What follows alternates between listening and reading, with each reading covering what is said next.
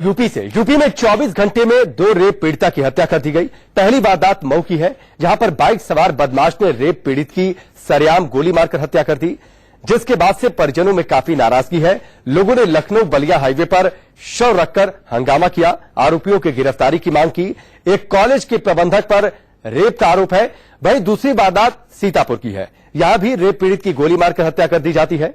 पीड़ित लड़की के गांव के ही एक शख्स पर रेप और मर्डर का आरोप लगा है।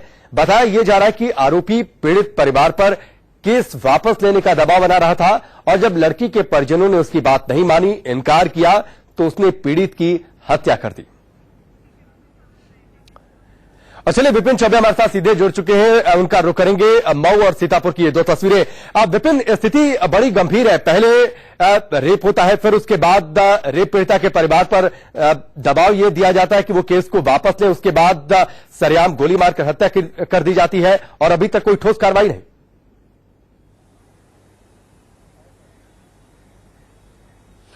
बिल्कुल राकेश, ये दोनों घटनाएं एक तरफ इशारा कर रही हैं कि उत्तर प्रदेश में अब कानून और कानून का डर नहीं रह गया है। आप देखिए कि दोनों मामलों में वजह एक ही है कि रेप पीड़िता थी, अगर वो बयान देती तो जो इसमें आरोपी थे वो फंस सकते थे।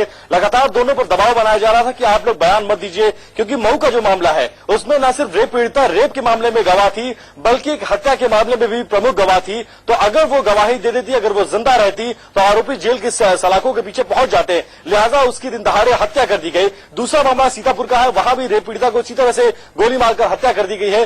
दोनों वारदातें बताने के लिए काफी है कि उत्तर प्रदेश में कानून का राज खत्म हो गया है और बदमाशों का हौसला बुलंद है, और उसी के चलते 2 रेप पीड़िताओं के दिन दहाड़े गोली मार के हत्या कर दी गई है। जी चलिए विपिन, इस बातचीत के लिए आपका बहुत बहुत शुक्रिया। तो घटनाएं 2, लेकिन एक तरीके की वारदात रेप पीड़िता के परिवार पर केस वापस लेने का दबाव नहीं मानने पर सरेआम गोली मारकर हत्या।